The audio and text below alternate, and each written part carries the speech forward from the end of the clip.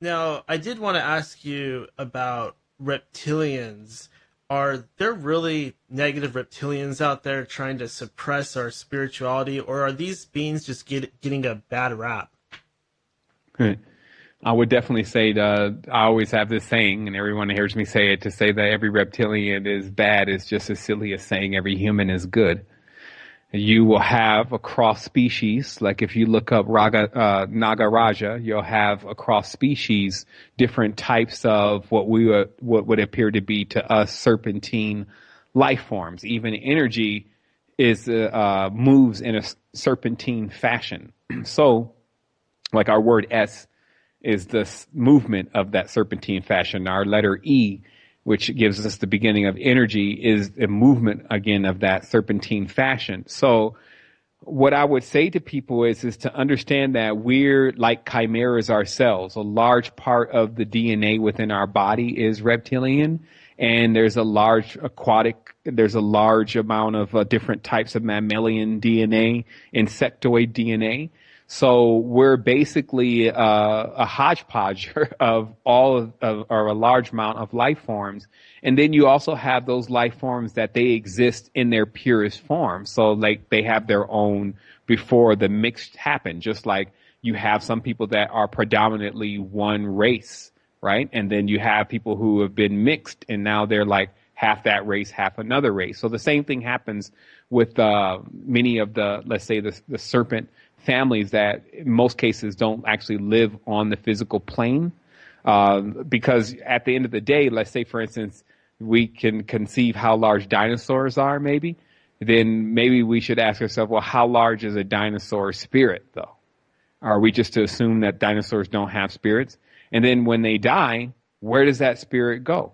Does it does it roam like many of the human spirits do when they don't leave the bubble? So I would say for sure that just by nature, many of the reptiles are rather hostile. Like they're literally more locked into the reptilian side of their existence.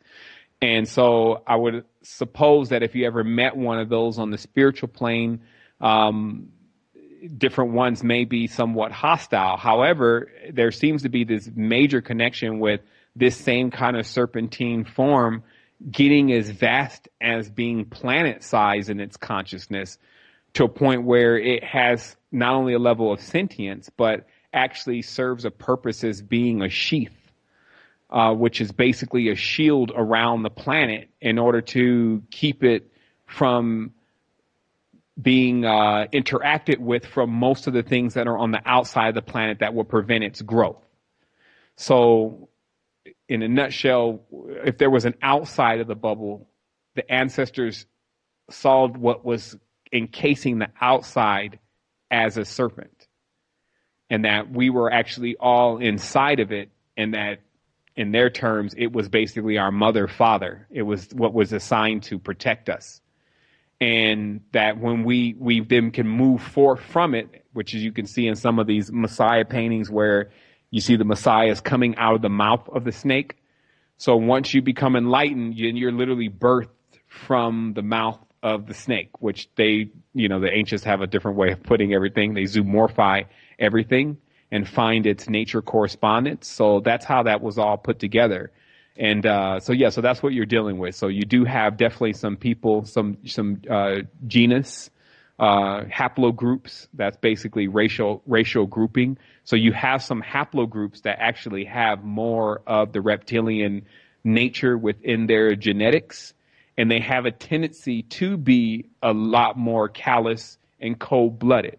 But many of them are still in actual mammalian form, so they're in human bodies. So it doesn't necessarily mean that that person with those reptile traits is actually looking like a reptile.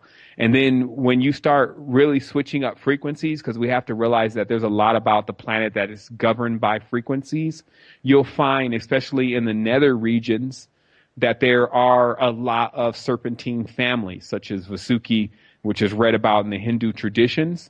And then as you start going up into more in the atmosphere, and again, this all has to do more with just the whole link of time, then you'll find more bird-like aerial type entities. And then when we look into what would be evolution, snakes turn into birds, right? So you can read that on Wikipedia. Like obviously the closest reptile to the chicken is the Tyrannosaurus. All birds that we're seeing actually were snakes at some point in time. So this just once again shows you again, Ouroboros, how there's a connection between the head and the tail, and that entire ecosystem, which you could see it as, has all been put together in order to allow this reality to even be here. So whatever designed it, designed every single small little piece from start to finish. So that's what you're dealing with. So there's a start to finish to the genus. One end is the bird, the other end is the snake.